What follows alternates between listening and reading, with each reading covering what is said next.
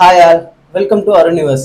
நம்ம இன்னைக்கு என்ன பார்க்க போறோம்னு பார்த்தீங்கன்னா, நீங்க ஸ்டேடியம்க்கு மேட்ச் பார்க்கறதுக்காக டிக்கெட் புக் பண்ணியிருந்தீங்க அப்படின்னா அந்த ஸ்டேடியம்க்கு என்னெல்லாம் கொண்டு போகலாம், ஸ்டேடியம்ல என்னெல்லாம் பண்ணலாம் பண்ணக்கூடாது அப்படிங்கிற விஷயத்த பத்தி தான் நம்ம இன்னைக்கு பார்க்க போறோம். வாங்க வீடியோக்குள்ள போகலாம். மோஸ்டா என்ன அப்படின்னா, இந்த தடவை தான் தோனியோட கடைசி ஏரா இருக்கும் ஐபிஎல்ல.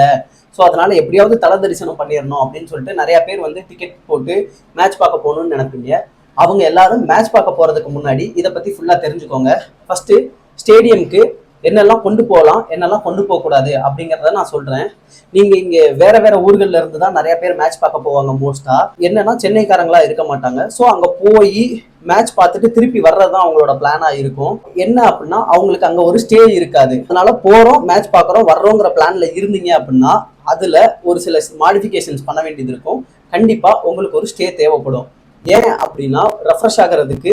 இன்னொன்று, சப்போஸ் நீங்கள் ஒரு பேக்கோ இல்லை ஏதோ கொண்டு போறீங்க அப்படின்னா உங்களோட லக்கேஜஸை அங்கே சேஃபாக வைக்கிறதுக்கு கண்டிப்பாக ஒரு ரூம் வேணும்.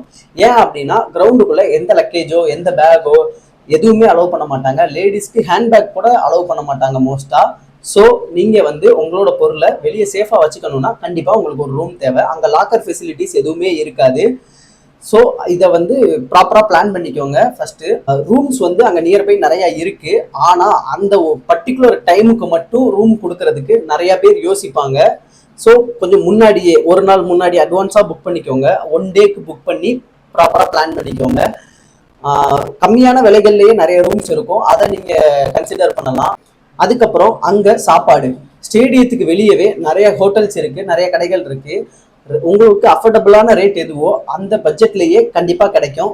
ஹை கிளாஸ்லேயே இருக்குது, லோ கிளாஸ்லேயே இருக்குது. அதை நீங்கள் பார்த்து பிளான் பண்ணிக்கோங்க. சென்னையை பொறுத்த வரைக்கும் ஃபுட்டுக்கு எந்த பிரச்சனையும் கிடையாது. இன்னொன்று, ஸ்டேடியம்குள்ளே நீங்கள் என்னெல்லாம் கொண்டு போகலாம் அப்படின்னா, ஸ்டேடியம்குள்ளே நீங்கள் வந்து உங்களோட பர்ஸ் அண்ட் ஃபோன் இந்த ரெண்டு மட்டும்தான் கொண்டு போக முடியும். பர்ஸ் எதுக்காக அலோவ் பண்றாங்க அப்படின்னா அவங்க உள்ள வைக்கிற பொருளை நீங்க வாங்கி சாப்பிட்றதுக்காகத்தான். அதுக்கு காசு வேணும், காசு பர்ஸ்ல வச்சிருப்பீங்க, அதுக்காகத்தான் அது அலௌடு. மற்றபடி பர்ஸ் கூட அலோவ் பண்ண மாட்டாங்க. இந்த ஒரு காரணத்துக்காகத்தான் அலோவ் பண்றாங்க. உள்ளக்க நான் சொன்ன மாதிரி வாங்குறதுக்கு பொருட்கள் இருக்கும். என்ன சாப்பாட்டு ஐட்டம்ஸ் தான் நிறைய மோஸ்ட்லி இருக்கும். என்னன்னா பிரியாணி, அதுக்கப்புறம் கூல்ட்ரிங்க்ஸ் ஐட்டம்ஸ், கோகோ கோலா எல்லாமே இருக்கும். அது போக பப்ஸு, டீ, காஃபி எல்லாமே கிடைக்கும். ஆனால் that was so costly.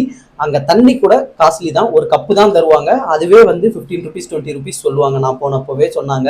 So இந்த இப்போ மேலும் அமௌண்ட் கூடி இருக்க வாய்ப்பு இருக்கு நிறையா. ஸோ கப் ஆஃப் வாட்டரே வந்து கிட்டத்தட்ட அரௌண்ட் 20 ருபீஸ் வந்துடும். ட்ரிங்கிங் வாட்டர் வந்து தனியாக ஃப்ரீ இருக்கும், ஆனால் அதை பிடிச்சி குடிக்கிறதுக்கு கப் இருக்காது அங்கே. ஸோ வேற வழியே இல்லை, ஆப்ஷன் இல்லாமல் நீங்கள் அங்கே போய் தான் வாங்கணும். ஒரு கப்பு வாங்கிட்டு குடிச்சிட்டு அந்த கப்பை யூஸ் பண்ணி நீங்கள் இங்கே பிடிச்சி குடிச்சிக்கலாம், அவ்வளோதான். அதே மாதிரி ஸ்டேடியம்குள்ள smoking, drinking strictly not allowed. அதுக்கெல்லாம் வாய்ப்பே கிடையாது. ஸ்டேடியம்குள்ள போறப்பவே உங்களை தரவோ செக் பண்ணிட்டு தான் அனுப்புவாங்க. நீங்க எந்த பொருளையுமே அனாவசியமா எடுத்துட்டு போக முடியாது. நீங்க ஹெட்செட் கூட கொண்டு போக முடியாது உள்ளக்க. மறந்துடாதீங்க, உங்க ஹெட்செட்டை கொண்டு போய் வைக்கிறதுக்காவது ஒரு பத்திரமான சேஃப் பிளேஸ் உங்களுக்கு தேவை.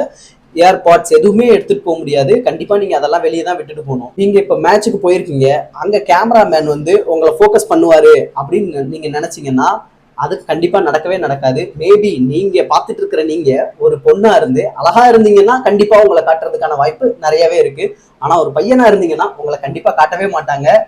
ஸோ நீங்க கேமரால வர்றது ரொம்ப கஷ்டம். அதையும் மீறி நீங்க கேமரால வரணும் அப்படின்னு ஆசைப்பட்டா நீங்க அது வந்து அந்த கேமராமேனை வந்து உங்க பக்கம் இழுக்கிற அளவுக்கு ஏதாவது பெருசா பண்ணாதான் அது நடக்கும். கையில எழுதின வாசகங்கள், இந்த சார்ட் போர்டு இந்த மாதிரி வேணா உள்ள கொண்டு போக அலௌட் இருக்கு. நியர்பை பிளேஸ்ல யாராவது இருந்து வர்றீங்க மேட்ச் பார்க்க அப்படின்னா பைக்ல வந்துடலாம், கார்ல வரலாம்னு நினைச்சீங்கன்னா மோஸ்டா அதை அவாய்ட் பண்ணிருங்க. பார்க்கிங் இஷ்யூஸ் நிறைய இருக்குங்க, பார்க்கிங்லாம் இடமே இருக்காது. இன்னொன்று, மேட்ச் முடிஞ்சு ரிட்டர்ன் போறப்போ அந்த இதை உங்களோட வெஹிக்கிள் எடுத்துட்டு வெளியே போறது ரொம்ப கஷ்டமா இருக்கும் உங்களுக்கு. அதே மாதிரி எப்படி போகணும் அப்படின்னா உங்களோட டிக்கெட்ஸ்லயே எந்த என்ட்ரன்ஸ் வழியா உள்ள போகணும்னு உங்களுக்கு தெளிவா மென்ஷன் பண்ணியிருப்பாங்க. அந்த என்ட்ரன்ஸ் வழியா மட்டும்தான் உங்களால உள்ள போக முடியும். உங்க கையில டிக்கெட் இருக்கும், அந்த டிக்கெட்ல ஒரு கியூஆர் இருக்கும், அதை ஸ்கேன் பண்ணி தான் உங்களை உள்ள அனுப்புவாங்க. சப்போஸ் உங்களுக்கு இந்த பத்தின பெரிய நாலேஜ் இல்லை அப்படின்னா தெரியாதனமா உங்க டிக்கெட்டை வந்து போட்டோ எடுத்து ஸ்கிரீன்ஷாட் ஏதோ நீங்க வந்து ஸ்டேட்டஸ்ல அப்லோட் பண்ணி அந்த கியூஆரை யாராவது கிராக் பண்ணிட்டாங்கன்னா உங்களால திருப்பி உள்ள போக முடியாது. அதை யூஸ் பண்ணி வேற யாராவது உள்ள போயிருந்தாங்கன்னா. ஸோ நீங்க மோஸ்டா உங்களோட டிக்கெட்ஸை பத்திரமா பார்த்துக்கணும். யாரையும் போட்டோ எடுக்க அலோவ் பண்ணாதீங்க. டிக்கெட்ஸை நீங்களும் போட்டோ எடுத்து எந்த சோசியல் மீடியாஸ்லயும் அப்லோட் பண்ணாதீங்க. ஓகேவா? அதே மாதிரி மேட்ச் கேன்சல் ஆனா உங்களோட டிக்கெட் அமௌண்ட் வந்து ரீஃபண்ட் ஆகும். அதர்வைஸ் டிக்கெட் அமௌண்ட் வந்து எப்பயுமே ரீஃபண்ட் ஆகாது.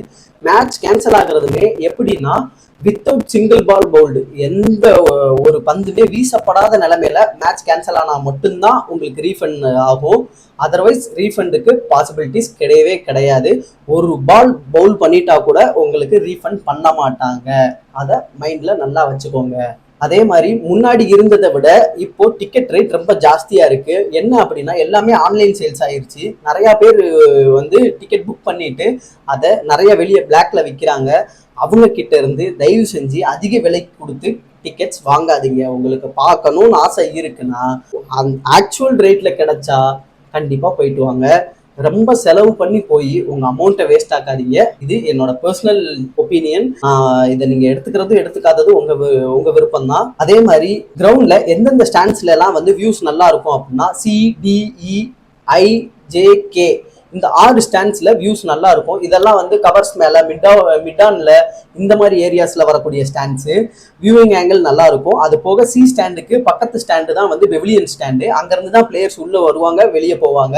ஸோ எல்லா பிளேயர்ஸையும் நீங்க மோஸ்டா பாத்திர முடியும். கொஞ்சம் மேட்சுக்கு முன்னாடி போனீங்க அப்படின்னா அவங்க ப்ராக்டிஸ் பண்ணிக்கிட்டு இருப்பாங்க. எல்லாரையும் பார்க்கறதுக்கான பாசிபிலிட்டிஸ் நிறைய கிடைக்கும் உங்களுக்கு. அது போக என்ன அப்படின்னா அப்பர் ஸ்டாண்ட்ஸ் எடுத்துட்டீங்கன்னா மோஸ்ட் ஆஃப் பெஸ்டா இருக்கும். ஏன் அப்படின்னா மேல இருந்து பாக்குறப்ப அந்த வியூவிங் ஆங்கிள் சூப்பரா இருக்கும். நீட்டா எல்லாரையும் பார்க்க முடியும். கீழே இருந்தும் பார்க்கலாம். ஆனா என்ன பிரச்சனைனா பெரிய வேலி அடிச்சிருப்பாங்க, யாரும் கிரவுண்டுக்குள்ள போயிடக்கூடாதுங்கிறதுக்காக. ஸோ அந்த வேலிகளுக்கு நடுவுல தான் நீங்க பிளேயர்ஸை பார்க்குற மாதிரி இருக்கும். அது கொஞ்சம் இரிட்டேட் ஆகும். ஸோ அப்பர் ஸ்டாண்ட்ஸ் எடுத்துக்கிறது பெஸ்ட் சாய்ஸ். நான் சொன்னதெல்லாம் உங்களுக்கு புரிஞ்சிருக்கும்னு நினைக்கிறேன். இதை யூஸ் பண்ணி ப்ராப்பரா பிளான் பண்ணிட்டு போங்க. மேட்ச் பார்க்க போய் தல தரிசனம் பண்ணிட்டு வாங்க. Will meet in next video. Bye.